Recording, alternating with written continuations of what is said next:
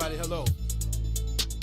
Hardiman here, live on What's in It for the Black People Radio Media here. It's an honor to be here again. This is here like my third week here on this particular station with Brother Mays Jackson, his station here, What's in It for the Black People Media, and it's an honor as always. The name of my show is A Touch of Soul, and like I said, I want to thank God first and foremost for having me here every Sunday morning, and we have a great show lined up for you here today. And when we talk about A Touch of Soul, I have one of my good friends, entertainer extraordinaire, really, and you cannot mention soul without actually honoring and acknowledging Brother James Brown. And I have my good friend, Brother Tony, young James Brown Wilson, on the show this morning with me, and the man is phenomenal. You will see what I'm talking about in a few minutes here. And he brought along one of his entertainment associates as well, Sophia Diaz. So it's an honor to be here once again, and we're going to get right down to it. We're going to bring the soul, and Sophia has a personal story she wants to share as well as far as her life, how, you know, she's gone through some changes, but she's on the comeback trail now. Like a lot of us are on the comeback trail. We have to do everything we can do to keep things moving and grooving out here in society, right? So with that being said, like I say, this is A Touch of Soul. I usually start out with a little melody myself just to kind of warm people up and let you know what's forthcoming. So this here's a little Stevie Wonder real quick. You know, my shall read me more, you know. Okay. All right. My shall read more, pretty little one that I adore. You're the only one my heart beats for. How I wish that you were mine. That's just a little something, my brother. You know what I mean? Just a little something. So with that being said, let me introduce to everybody out there watching today on What's in It for the Black People Media, the one and only Mr. Tony Young James Brown Wilson. What's up, my brother? Hey, how you doing, Tio? It's always an honor to be on your show and to definitely reach out to people all over the world musically. So let me ask you a question there. Why do they call you Young James Brown? What's happening with that? Well, I was called the Godson of Soul until James Brown hired me for a couple of movies, and then the producers asked him, well, what do we call him? He looked me up and down and said, Young James Brown. That's right. That's right. That's so you met James Brown on several occasions. Not only met him, but I jumped on the stage with him in Chicago in 1968. I jumped on the stage with him, and ever since, you know, my godmother is Martha Reese of Martin and Vandellas, and they actually did a duet together. Okay. And so I just been right there all the time, you know. And then, of course, doing the decoy work I did for Michael Jackson in the 80s, you know, kind of furthered everything. Well, you know, my brother Trey was a Michael Jackson impersonator back in the day as well. He's a blues man now. Yeah, and you got Rico getting down now too, right? Right. Well, you had a lot of them, and the thing about them, I wouldn't say separate me from them because they are both of my good friends, but I sang real vocals with a real band. So out there in the suburbs in Franklin Park and Arlington and Schaumburg in the 80s, I was there, and that's how I got on Oprah. Trey was the best Michael Jackson lookalike. Nobody looked back then, more that's like right. Michael. Brother And Trey. then remember Cy. Yeah. Cy could sing, and Rico is awesome too. He has his own original style and everything, and he's doing really good too. So I love all my. Emmanuel Perry is another. Yeah. So before we get all the way into the music here, so we have Miss Sophia Diaz. Yeah. Right? Morning, Mr. Hardman. Thank you for having me. Yeah, I'm glad you're here. So what's your story, Miss Sophia, as far as how did you connect with Tony Wilson? I met Tony Wilson back in, I believe, 2014 as I was reintroducing my brand Diaz into America. Right. And we worked together, and ever since we've been great friends, and I've actually adopted him as my younger brother. Okay, yes. Good stuff. And you have a story you want to talk about a little bit. We'll get into it as we move forward here. But I know you've been a victim of domestic violence. Am I right? Absolutely brutal, aggravated domestic violence. By your husband? By my husband. And I'm here to just talk very, very briefly that aggravated assault, domestic violence, domestic abuse does happen within the multi-millionaire and billionaire society. Yes. It is unfortunate that it is not reported. It's underreported. Yes, yeah, well, you know, domestic violence is always underreported because a lot of women are afraid to speak up. You know, now I don't duck any issues. I've had some issues in the past, okay, but I paid it forward. Understand. Over the last 3 weeks, I just removed 3 women out of a domestic violence situation. I stepped up to the plate, and God allowed me to rescue 12 women from a prostitution ring some years ago. And I'm still in contact with about 5 of the 12 women. So it's a lot of good things that we do trying to pay it forward out here in Yes. society. So domestic violence is definitely underreported without a doubt. So Sophia and Tony, before we get all the way into the entertainment aspects of A Touch of Soul today, why do you think, Tony, that women do not want to come forward? What is it? Are they afraid to come forward? Well, some of them, the ones that are involved and have children, they feel that they can't. Some of them feel that they can't go on without having somebody there in the presence, and so they more or less look at from the child aspect. And a lot of fathers always leave for whatever the reasons are. But women today are pretty much strong. They've evolved to we're not taking it no more. I mean, and then you got such inspiring movies like, what is it, The Diary of a Mad Black Woman? Yes. Stuff like that, yeah. So, women are so dedicated and loyal to these men, and these men decide to do some yabba dabba stuff, and then things happen, and I think women are very much aware now of everything when it comes to domestic and to detect it early in the relationships. So there's red flags. Did you see any red flags with your husband, early on that would lead you to, so obviously when a woman first meets a man, okay, the man is real nice, and he showers you with love and appreciation, but when did you begin to start seeing some red flags that you may be in a situation where domestic violence would be carried out? I would say in 2014, when my husband, who's the founder of WIIFTBP, a multi-billion-dollar company, blatantly told me, Sophia, I have taken up a second wife in Hong Kong. Okay. And she was a staff that worked for us. It was a brutal, degrading moment for me as a woman, as a human being, as a mother, as a wife. And so you have kids by? I do not. They did not live. Okay. Oh, sorry to hear that. So another question I want to ask you, though, because when it comes down, so you were married to a very wealthy man, multi-millionaire, right? I helped build his business. business. That's what I'm talking about. You helped build the business. So a lot of people that are watching, I just want to say this. A lot of women help men build their businesses, and sometimes the men turn on the women as they become very, wealthy or whatever the case may be. Absolutely. So what he did when he left you and committed an act of domestic violence, so now what's the situation you're dealing with now? So you're trying to work things out because he left you really penniless, am I right? He left me with $20.40 in my bank account, and a judge in the domestic court has ruled that I should be moved from my home with my pets and my belongings during a global pandemic and go and live in a hotel room, a one-bedroom hotel room. It's brutal cruelty. So what was the significance of him leaving you $20.40? You told me once before there was a message behind that. I think it was her address. Okay. 2041. Right. I believe so. Right. Okay. Yes, Well, we're going to just delve into this conversation a little bit more as we move forward. But I want to talk with Brother Tony, young James Brown Wilson. Let's give the people a little something to wake them up on the James Brown tip, bro, because this show is called A Touch of Soul. That's right. So you name the song. Yeah, you know what? I love soul power, man. Though you need it, soul power, we got to have it, soul power. Though you want it, soul power, give it to me, soul power. Look at here, you gotta you get under the skin, cause if I get there, I got to win. I need your soul, come on, get some. And see, then that's right. Where I'm coming from.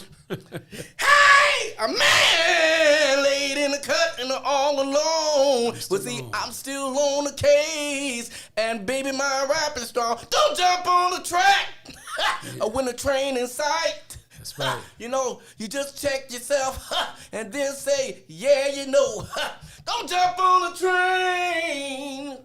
Hey, I love it, man. Let me say something to you. Because, we cannot mention soul without mentioning James Brown. I don't care what nobody has to say. James has been sampled all over the universe, right? And one of the songs I really love with Brother James Brown, Pays the Cost to Be the Boss, because James was an exceptional boss. People don't know. I studied James Brown. Right. So what made you want to was it like when you just born, you felt in your spirit as a young man that you would be an entertainer, brother? Well, I always knew it. Like I said again, a lot of people don't know that Martha Reeves is my godmother. She's been my godmother since I was 10. And it's very interesting that you threw out that song, because the way that song was created was James Brown was at a concert, And we're talking about pay the cost to be the boss. And they wanted him to do this track for Hell Up in Harlem. Hell Up in Harlem. Yeah. So he said, Mr. Brown, we need you to do this track, and we need to get a mask. He said, okay, son, just come on after the concert. He said, he don't really get it. Sir, we need a mask. He said, son, come after the concert. So right after the concert, James Brown went to the studio, came back, had a master, handed it to him because they doubted him. And when you listen to that song, it starts off, it's 2 versions, but this one start off, told you so. Pay the cost to be the boss. That's right.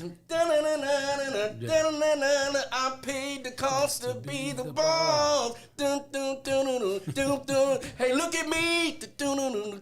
You know what you see. See a bad brother. That's what I'm talking about. That's the story so you're making me that. feel good. So we're going to go to Miss Sophia now. Yeah. So I appreciate all these stories. Now, with you, Sophia, what is your relationship with Brother Tony, young James Brown Wilson, when it comes down to entertainment? So we're going to talk a little bit more about your situation as we move forward, but what is your relationship in the entertainment industry? Well, during COVID, I wrote a few songs, and it was always my intention and wish and desire to record my very first single at Tough Gong International Recording Studio in Kingston, Jamaica. And I've featured Tony Wilson in my single track called Psalm 23, which in English means Psalm 23. Psalm 23, okay. Song 23. Psalms 23. That's in the Bible. What's the Lord that? is my shepherd. Yeah, the Lord is my shepherd, I shall not.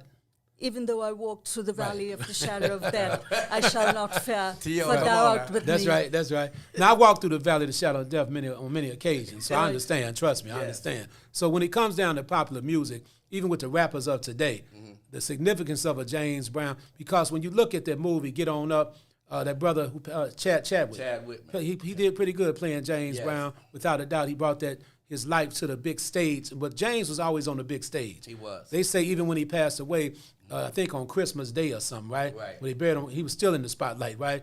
But the thing is this, he grew up in absolute poverty like a lot of people. Right. Absolute poverty. His father basically was very mean to his mother, shot at his mother a couple of times. Yes. And James used to be in a house of prostitution, so to speak. Right. You know, dancing for everybody, just like MC Hammer. Yeah, with his auntie. Yeah, with his auntie, right. And so when James made it big, what happened in the likeness, see, MC Hammer, Michael Jackson, Prince, everybody looked up to Brother James Brown because they should have. There's no doubt about it.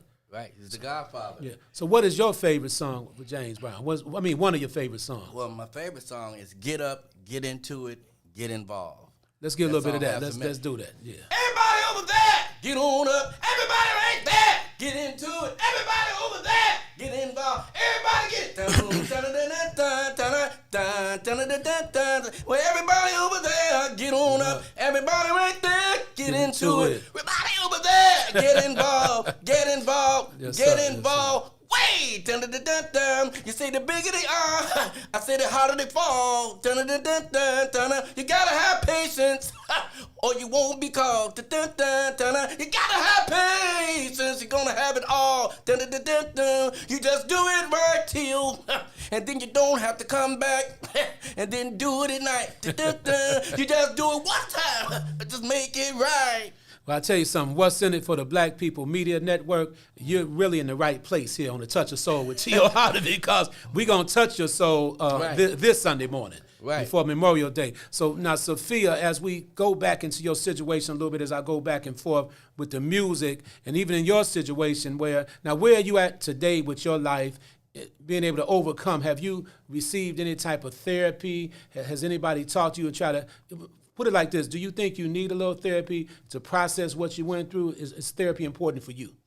I've been very fortunate that I have some solid friends that I can talk to. And most importantly, Christy Tate, who is a producer, is producing a documentary based on my life and my experiences. And Christy Tate is also a lady who is making a film. And about my life and about what I've endured. And Mr. Tony Wilson is a part of the film. Right on. Well, you know, it makes me think because, see, everybody loves a comeback story. Right. Everybody likes a second chance story, right? So I believe that, you know, I can feel in my spirit you're on a comeback trail, right? Yes. And you will be okay. You just have to stay focused and diligent, right? Everything happens for a reason in people's lives. That doesn't make it right. Absolutely. But it's what we learn from whatever we had to experience to just keep it going. Right. You know, I tell people all the time, if you ever fall down in life, it's your duty to get right back up. Because if you stay down too long, you may not have the energy to get back up. That's true. Well, Tio, let me tell you a little bit about my partner, Sophia. She came up to me and she says, well, Tony, how would you like to go to Jamaica? She said, I'm going to record this song, Psalms 23. And I'm like, okay. She said, well, you know, and she broke it down. She said, you know, I could go anywhere in Chicago and all these multiple different studios and do it. But she said, going through a pandemic, a global pandemic, she wanted to go to Jamaica at Tough Gone Studios, which is Bob Marley's studio. Yeah. And record it, you know, and she funded the trip. We went there. We stayed in the #1 hotel. We recorded the songs. She had the top musicians from Jamaica, people like Dean Frazier. And you know, go ahead and explain it to him about the journey. Dean Frazier is one of the world's finest saxophonists. Okay. And I had the pleasure to work with him. I worked with music producer Clive Hunt. Clive Hunt made I Can See Clearly Now. He produced that. That's a big record, Yes, I worked with one of the finest drummers in Jamaica called Kirk Benet. Yes. Hector Lewis, percussionist. Shilom Coxon, who's a brilliant technician, videographer. Well, you know, there was a group out of the UK called Hot Chocolate back in the day. Right. Sexy Thing. Yes. I believe in miracles. Where you from? You sexy thing. You sexy thing. And then she also worked, and we have the #1 Jamaican mixer engineer, and she'll explain who he is. Shane Brown is one of the finest gentleman in the music world, and I have had the great pleasure of meeting with him and working with him. And as we speak right now, Shane Brown is mixing the final bit of the song, Psalm 23. I just wanted to briefly mention that it's actually, I'm not reciting Psalm 23 in French. I'm actually talking about issues about a lady who has not seen her child in 5 years. She's stuck in Iran. And I'm talking about social justice, moral justice, but in the highest vibration. Yes, indeed. It's important. It's needed. It is needed. So, all right, so as we go back to looking at Brother James Brown in your career, because, you know, I've seen you out there performing on several occasions, along with Brother Casper, you know, William Casper Perry, the Cha-Cha Slide man, who's one of my good friends, a lot of the entertainers that come from Chicago. So as you talk about this entertainment journey, how long, matter of fact, let's tell the people where you come from, Brother Tony Wilson, because you and I both attended Hearst High School once upon a time. Born and raised in Chicago. Born and raised here in Chicago, and, you know, glad to have experienced the 60s, the 70s, and the 80s in here in Chicago, going into the 90s.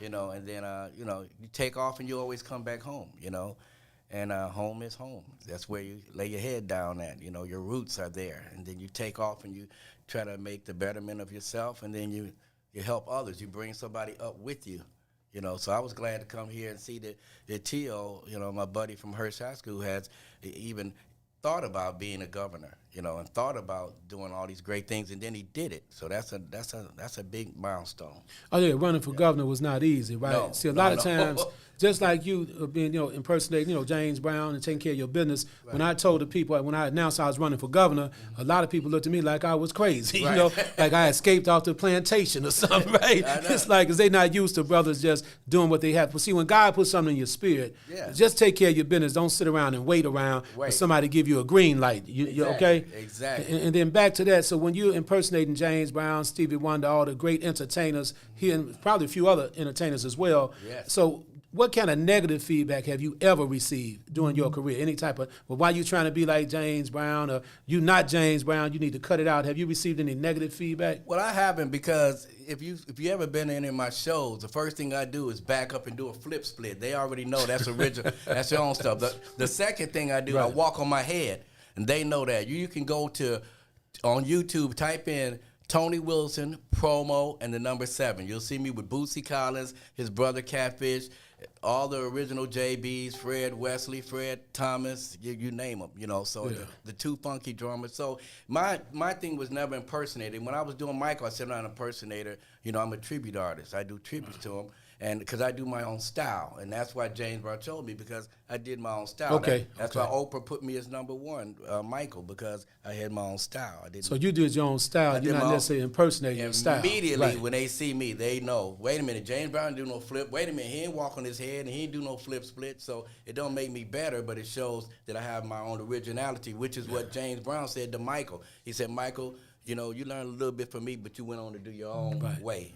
Yes, and I did Fight the Power. I did a lot of songs people don't know about. Yeah, we're going to get into that, too, as we move forward here. Now, check this out. Since it's Sunday morning, a lot of people probably trying to get up. And in a comical sense, you know, that record Sex Machine, for example, you know. So the thing is this here, that's one of my good songs. But for anybody struggling out there this morning and you know, you can't get yourself together, in other words, you know, we're going to get you on up right now. Let's go for it, Sex Machine. Get up, get on up.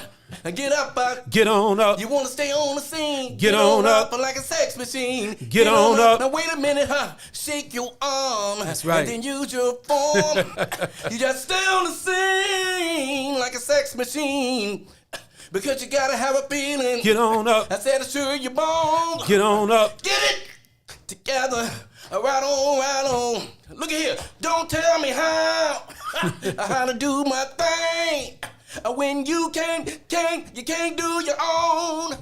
Look it. Said, don't you tell me how to feed my boys. I said, when you know I'm grown, you can't use me like a woman. That's when right. you see I don't wear no dress. And you can't tell how to do your mess. My man.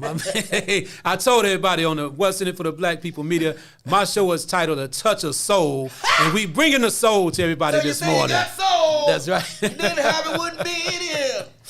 Sophia Diaz. Yes, indeed. Tio Hardiman. So my man, he keeps you entertained, I can imagine. You hear me? Yeah. I can imagine. So now James also had some ballads that he was singing, right? Yeah. It's a man's world. Please, please. I mean, all the records that he got down with. Now, James was before my time, but everybody knows James. We grew up. Everybody. I mean, it's like when you hear a James Brown record, everybody's on the floor. Now, one thing about me, I can sing a little bit, but my dancing is so-so, you know. Right, I'm just being honest. I can step whenever I try to pretend. When I meet a lady, I get to stepping real good just in the beginning, just to win over and get to singing, right?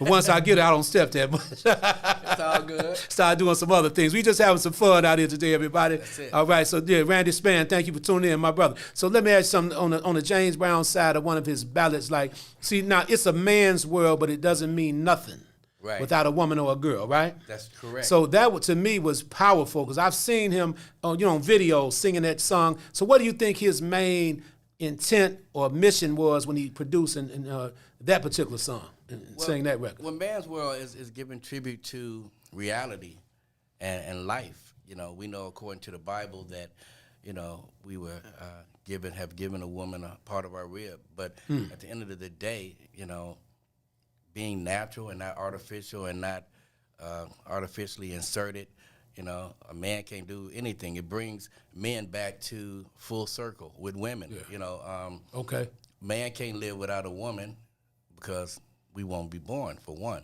For two, it's the reality of self when it comes to a female. You have to embrace that. It doesn't. When he says it's a man's world, he doesn't mean because she's your lover. She could be your sister. She could be your mother. She can be your auntie. She can be your godmother. You know, she can just be a woman you don't know on the street. You know, so you know, it's a man's world not being nothing without a woman or a girl. See, I love it. So that brings me back to you, Sophia, because, see, we talking about it's a man's world, but it doesn't mean nothing without a woman or a girl. So you were in a relationship, in a marriage where you was domestically violence abused. And so a man, when he finds a wife, he finds I'm not going to say a good thing, but he finds a good woman. And I truly believe that a woman is a man's soulmate, Brother Tony, because, you know, I had a situation, I had what you call a supernatural experience. I just want to put it out there. But before my ex-wife and I divorced, I had a vision of her body coming out of my right rib cage.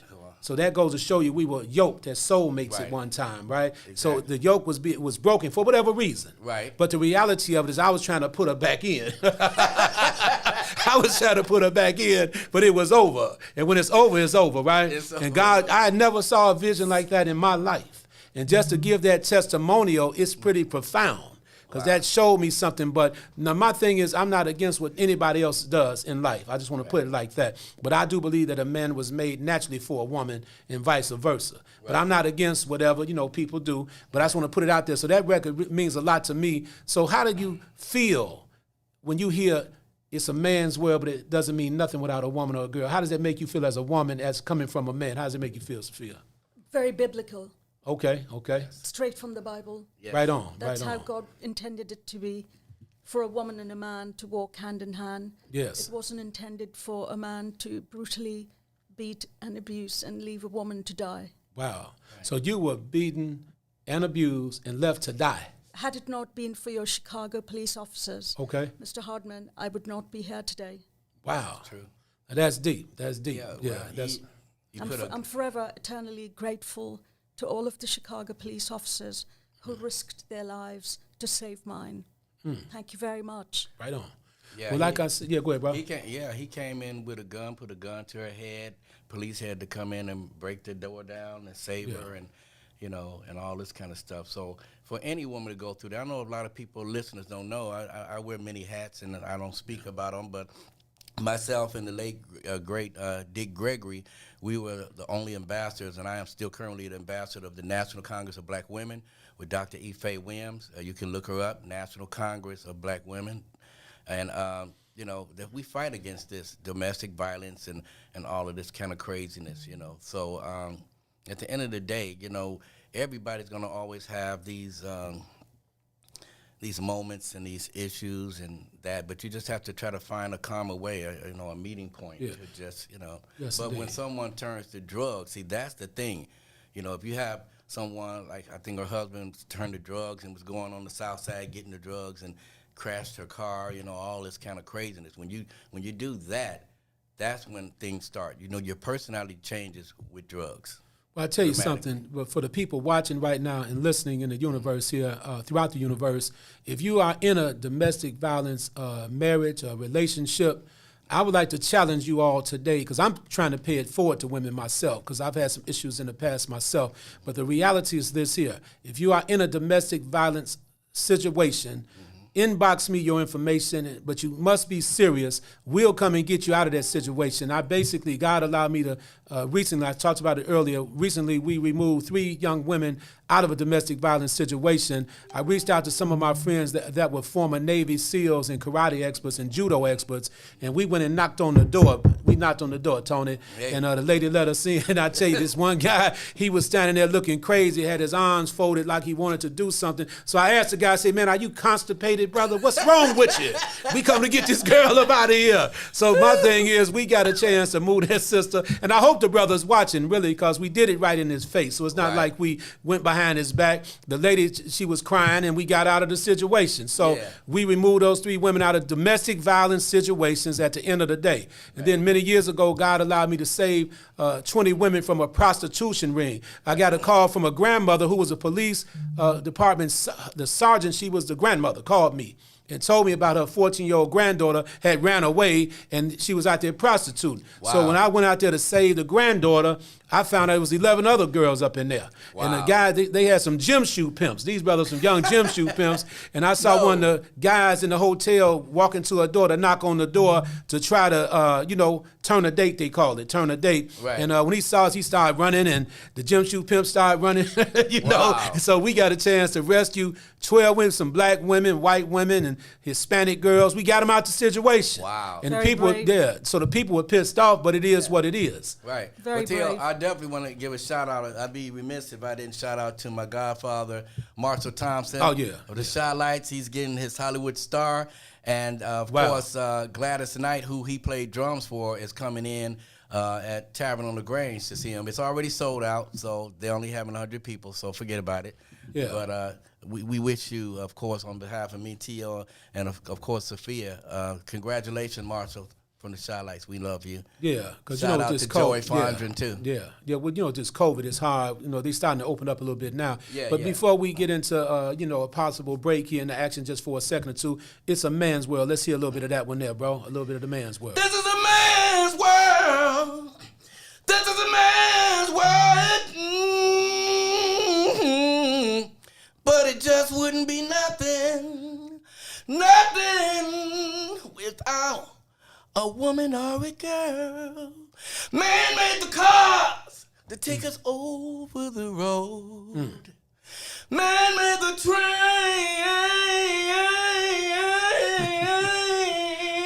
Yes, sir. Yes, sir. To carry the heavy load.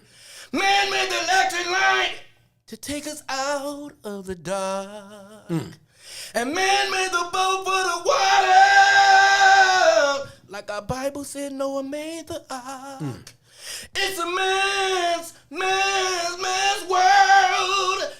Oh, it'll be nothing without our women and our girls. Without my sister Angela, Pam, Renee, Cheryl, Sophia Diaz. My man, look, I got to clap for you, man. It's going on.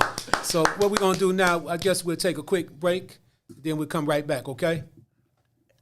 That's right. We'll be right back. I want y'all to stay tuned. We got some more good entertainment coming up for everybody. We're going to take a quick station break, as always, any radio, any type of social media and everything. All right. We good? Okay.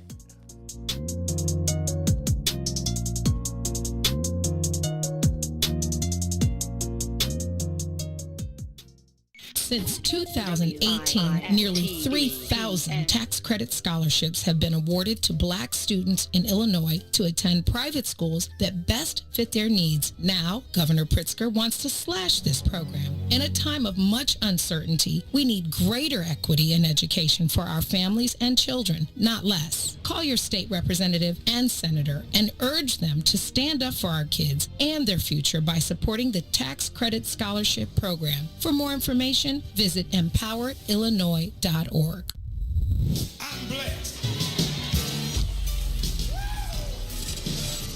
Church Chicago's Power Hour. I'm your host, Angie Mims, and Terrence Keys, TD, a.k.a. Terrence Daniels. You got an inspirational word for today? Oh, man, I'll be honored. Giving honor to God. Hey, man, on Sunday morning, it's early, so we got to give honor to God. Yes, sir. The good word for today is don't worry. Oftentimes in our life, in our walk, in our days, in our journeys, we find a way to just worry about so many things. And we just want to encourage you today that those worries is God's responsibility. It's God's responsibility because at the end of the day, what we worry about, most times we can't handle it. Yes. If we would agree together, we can't handle it. So we have to give it to God. That's his responsibility. And our job is to simply believe. Yes. Simply believe. When we believe, the Bible says all things are possible. Come on through here. I better leave that alone. Preaching already. You feel it? So be anxious for nothing. Even the Bible says don't worry about anything in Matthew 6:33. It says don't worry about anything, but seek ye first the kingdom of God and his righteousness, and all these other things be added unto you. So we're here to encourage you.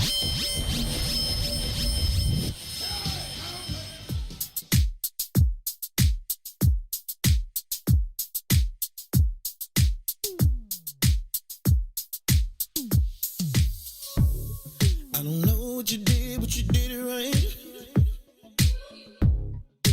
Girl, you make it look so easy. Everywhere you go, heads turning left and right.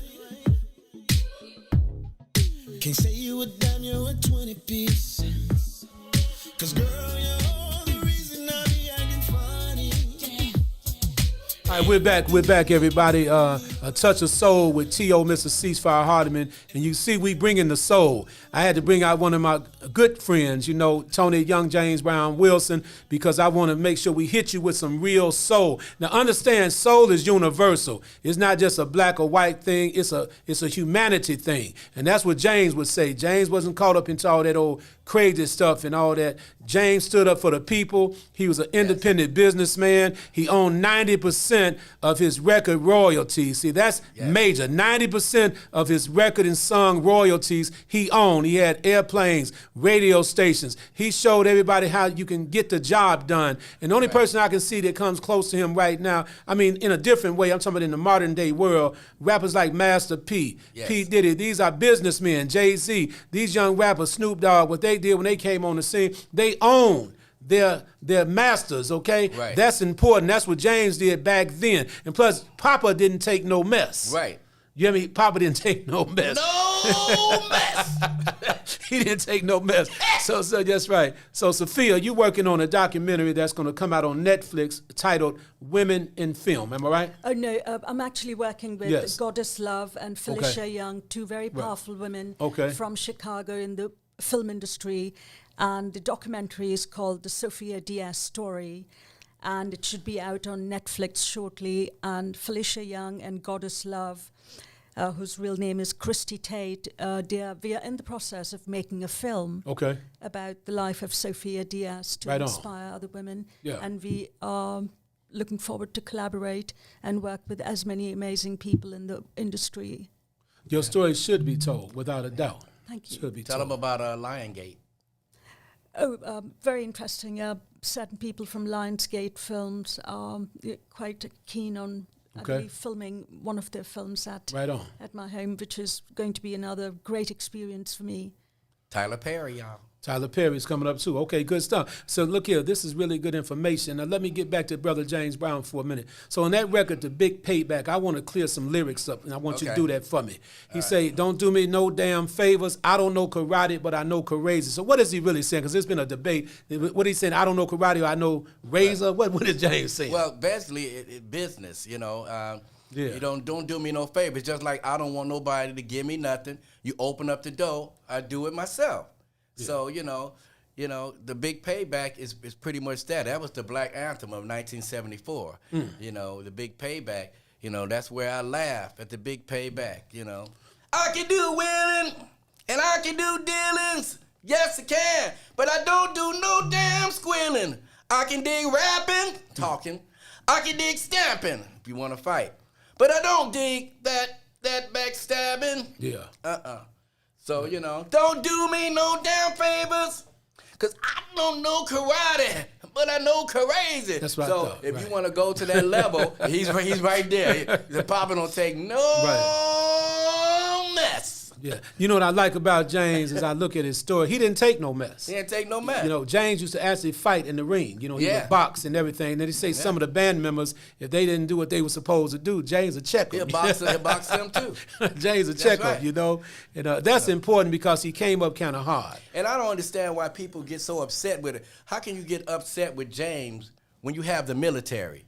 You ever go to boot camp or even seen anything? You see how they all up in their face, and then James didn't do that, so he wasn't on that level all up in there. Hey, Tio, you better hurry up and do that thing. But I'm going to kick you in. And it's, you know, talking about your mama and this and that. James Brown didn't curse out in public. And any fight that he had domestically or quote unquote with any women, it wasn't out there like some of these other artists that are out there in the rap scene. They actually hitting the girls or dragging them or degrading them or doing. James Brown's dying wish was to bring Michael Jackson and Prince to the crossroads, to bring them back and to take cursing out of music. Because he wrote 5,000 songs. He didn't write one song that he couldn't sing to his mother. So that's where he was at. You want to curse? Go ahead, curse, but don't do it on your records. That's where he was at with it. And it was a big success for all the rappers, and they got kudos from me all day long. But that was the message of Brown. Well, let me ask you something about James, because we noticed that his mother, she wasn't really in his life for whatever reason. And in the movie, they showed when his mother came back years later, but James gave her some money, but he said, I don't want to see you no more, but he'll take care of his mother. Well, so did they ever heal that relationship? None of that happened in real life. First of all, let me say, the actors and Get On Up, the actors were off the chain. They were great, brilliant. Chadwick, all of them. But the storyline, and from this somebody who trust me, the storyline was really a story about Bobby Bird. Because first of all, you know, Bobby Bird and his wife, Vicki Anderson Bird, who's still alive, are very good friends of mine. We're very close. Okay. And first of all, when you're doing a biop, it's something that's supposed to be true. Okay, in an aspect. Like Vicki Anderson Bird, she ended up suing them because she didn't smoke. So now she got her grandkids because she's smoking a cigarette. So it's just little things. James Brown didn't go to Ben Bart's funeral in real life, but in the movie they had him like that. Okay. So how you gonna start a movie off with the Godfather Soul and for people who've never seen James Brown, all our kids and kids, right. And you're gonna start off the Godfather Soul acting as a crazy man, shooting up there because somebody using the part. But that's how you're gonna start off James Brown. So you got some the Butterworth brothers. I was there in Augusta with Mr. Bobbitt. That was who was my connection. That's James Brown manager. And the Butterworth brothers came there and they said, "Well, James, you want?" Boom. He cut the meeting off. He was in the Augusta hotel. He left them there for a week, and Mr. Bobbitt told him, "Don't ever call him James. You call him Mr. Brown. I got you on another meeting." He left him in that hotel, in Augusta hotel, for a whole week. Yeah. And those are the guys that wrote this story. Now, this story was supposed to go to Spike Lee. First of all, it was Ron Howard. Okay. You know, Opie. And then from there, it went to Spike Lee. Spike Lee kept waiting, I guess, or whatever. Then it ended up going to Brian Grazer, which is Imagine Entertainment, and then they brought the other guy. I was the first one to get a script, you know, and they had so much cursing in it.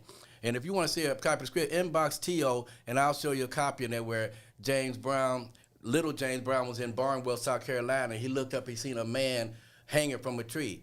And he said, "What you doing up there, MFer?" And no country kid in the 30s or 40s would ever say anything like that. They don't even say yes sir, no sir. So let me say this to you. Yeah. James actually caught a case when he was born like dirt poor, so to speak, right. And he stole somebody's shoes or something, right, or his pants or whatever. Well, see, that's what I'm saying. It's a lot of myths about it. Okay. But like I said, TV is TV, but factual is factual. Yeah. And that story was based on Bobby Bird.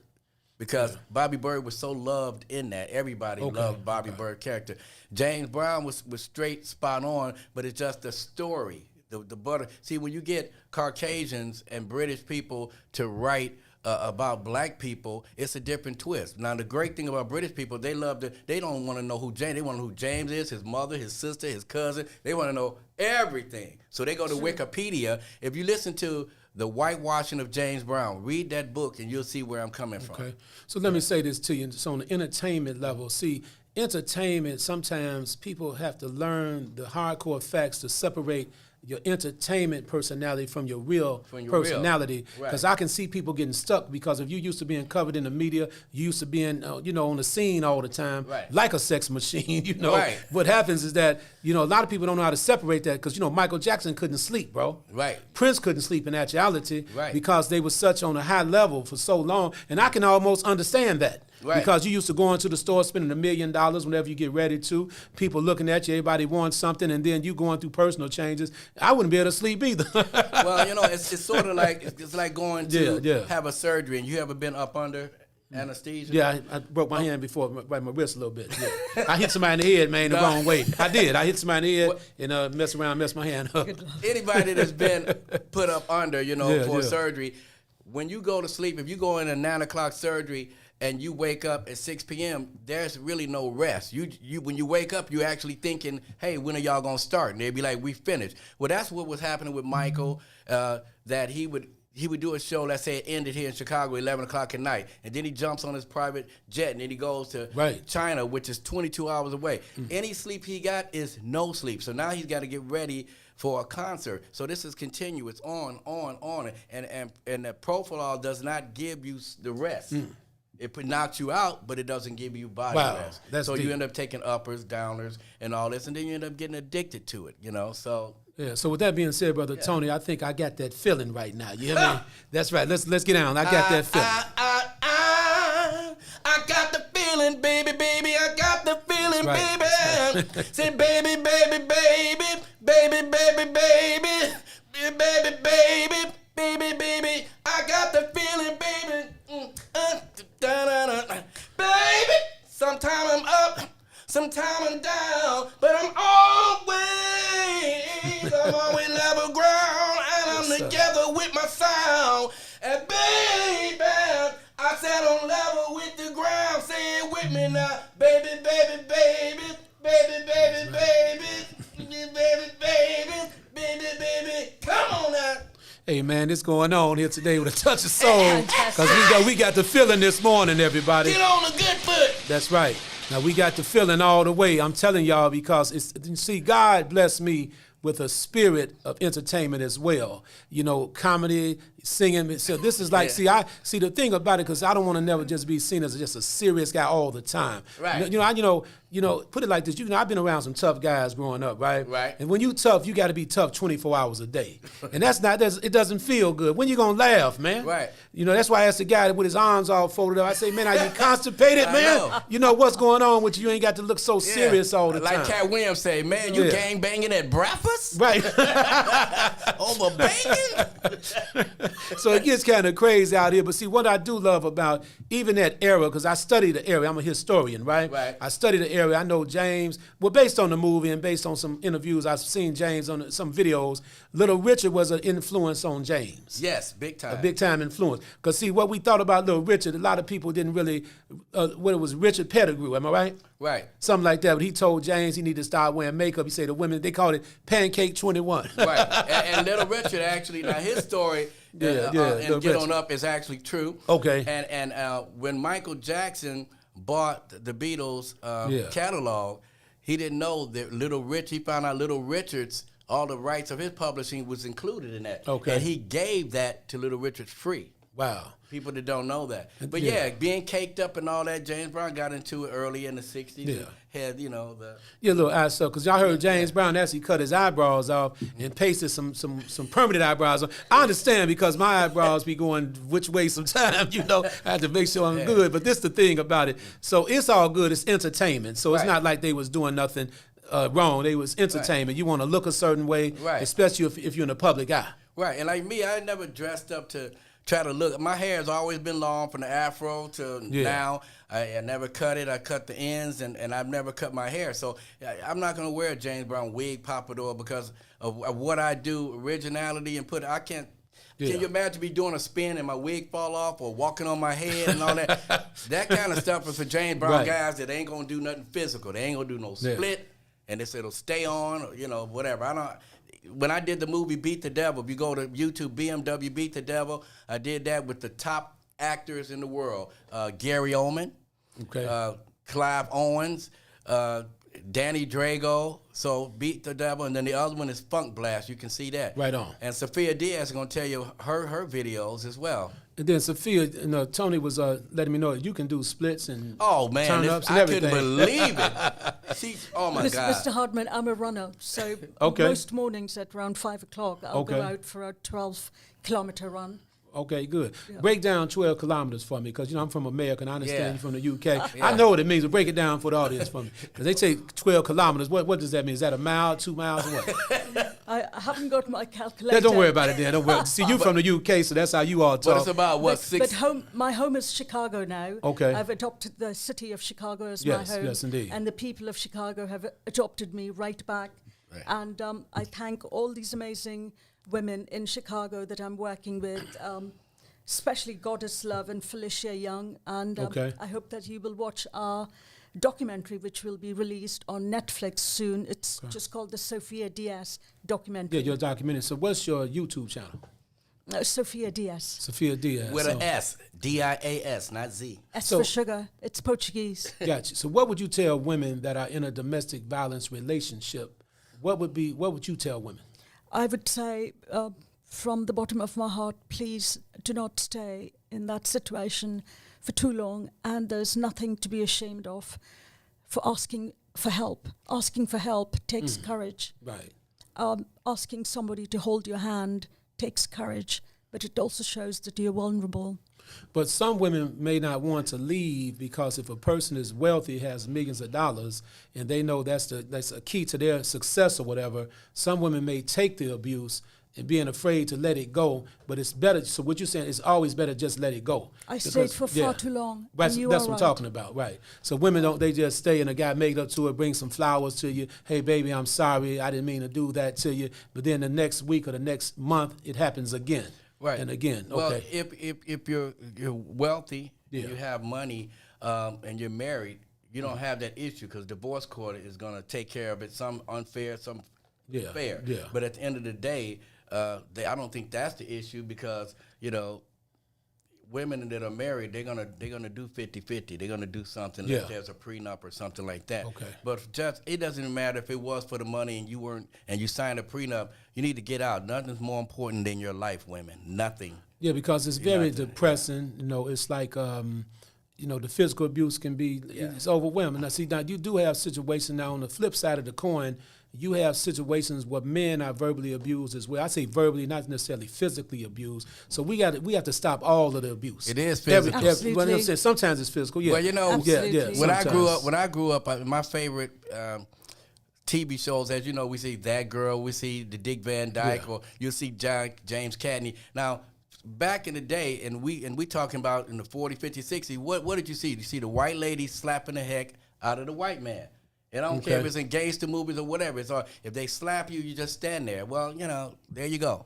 Okay, so And this that's was what we looked at. That's what we looked at the time. We looked at yeah. it, you know. And we saw that in the community. You know, I must admit, I grew up in the heart of the ghetto. I don't know Yeah, about me nobody too. else. Come up, I lived on the south side and the west side in the Henry Horner Project. Well, yeah. So I know how it goes. You know, we grew up in the area My where you brother had. Pierre lived there. Yeah, that's I know Pierre. Yes, I know my him. brother. But you talking about from the Remember the singing- Rain. No, come on, they're my guys. That's I grew right. up. That's Pierre, my he's in brother. California now. That's one of my brothers for real. Yes. There was a group called 21st Century. They come out to Henry Horner Man, Project. Remember the Rain. They had one hit. Remember the Rain. Yeah.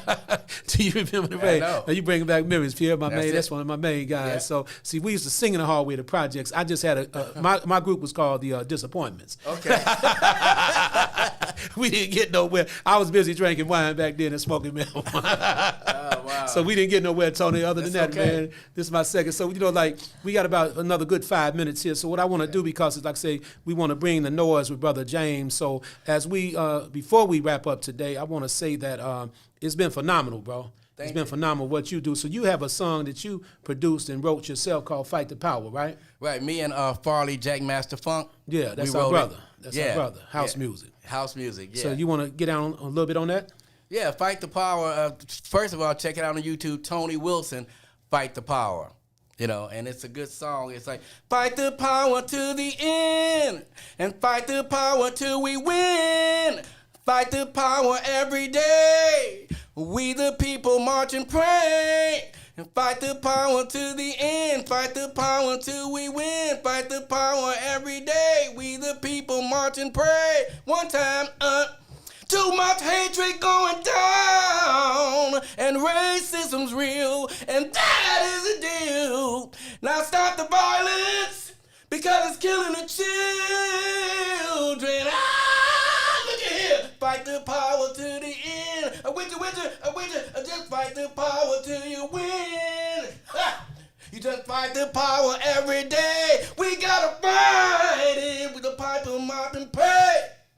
All right. So look here, I want to Fight the thank power. everybody for watching too. But we got a few more minutes, and I don't mean to overwork you because I'm not paying you for No, this it's interview. okay. So I'm breaking down into a cold sweat now. You know. Before we hit that cold sweat, Yes, to indeed. watch Sophia Diaz That's on right. Endurance on YouTube Yeah. and Tent City. And she'll be there Thursday feeding gourmet meals to the Tent City people. That's for sure. And Cold Sweat, go ahead and say what you're going to do real quick. Yeah, say that. Go and get it down. This coming Thursday, thank you, Mr. Hardman, for joining me there. Okay. I have Yeah, developed Tent a City. very close relationship with the residents of Tent City. Okay. And I've been volunteering there. I cook gourmet meals. Gourmet and, meals. Okay. And a few of my friends donate their buses of food trucks and food. And So you want to Tent City when? on Thursday, this coming Thursday. Thursday, what time? At 5 o'clock, I'll be Okay. distributing food with a bunch of lovely people. Where's Tent City at? I know it, and I got an idea where it's at because By you the right off the express, expressway. right off the Plains and Roosevelt. Yes, Tent Displays City, in everybody. Right. Roosevelt, yes. Okay. So before we get out, we're gonna break a little cold sweat for us. I don't care now, baby, about your past, 'cause I just want a little less. And I don't care now, baby, about your thoughts. I just want to satisfy your faults. Oh yeah, when you kiss me and you miss me and you hold me tight, make everything alright. I bring it bum, bum, bum, in a cold sweat. Hit it, Michael. I'd like to thank everyone for coming. I'd like to say happy birthday to Casper, happy birthday to Loretta, that's Farley's sister, and Tio, thank you for having me on the show. Oh man. YoungJamesBrown.com. I'm Tony Wilson on Facebook. See Sophia Diaz, D-I-A-S, on Instagram. I'm Young_James_Brown on Instagram and Young James Brown. And Tio Hardiman is the man. That's not. We good, man. I think we had a great show today. So I'm gonna break this down a little bit before we get out of here. I've been watching you for so very long, trying to get my courage up to be so strong. I really would like to know you, but I'm kind of scared, 'cause you're the kind of lady with so much class. I get my lines together. Come and talk to me, ooh yeah, I really wanna know you. Come and talk to me, ooh yeah. Hey, Joey Fondren, thanks for watching. That's why I call this here fantastic. Touch of Soul. I wanna thank you all for tuning in today. Share this video all through the universe, and I'll talk to you. Come on, that's right, Tega, appreciate Hey, you. Joey. Peace and blessings, we out of here. That's my tune, that's my theme music, Mr. Ceasefire. Thank you. That's right, that's right. Thank you, everybody.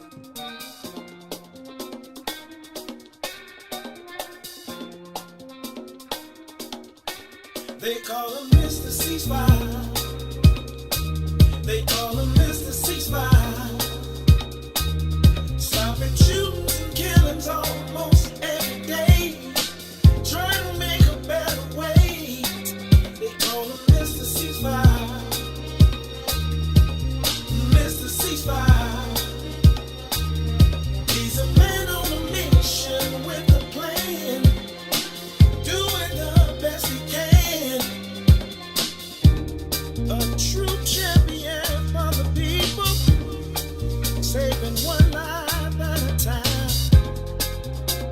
Not worrying about nothing but saving a life. Chicago is the place, leading nations in homicides. But there is a man trying to stop it one at a time. They call him Mr. Ceasefire. They call him Mr. Ceasefire. Stopping shootings and killings almost every day. Trying to make a better way. They call him Mr. Ceasefire. Mr. Ceasefire. He's a man on a mission with a plan. Doing the best he can. Every day on the news, there's another person dying. Children are hurt. Mamas and daddies crying. But there's a man who's out here trying to stop all the nonsense. Trying to seize the violence. They call him Mr. Ceasefire. Oh yeah, they call him Mr. Ceasefire. Stopping shootings and killings almost every day. Trying to make a better way. They call him Mr. Ceasefire. Oh yeah, Mr. Ceasefire. He's a man on a mission with a plan. With the plan. Doing the best he can. But somebody is planting drugs in our community, somebody is selling a lot of illegal guns in our community, and the youth are involved in self-destruction. So the only way you're going to stop killers in the African-American community is African-American people must unify. That's the only way you're going to stop the killing. We don't need another program, we need unity, people. And that's why I stand strong like I stand, and I'm hoping that everybody will receive this message. And I want to thank everybody. They call him Mr. Ceasefire. They call him Mr. Ceasefire. Stopping shooting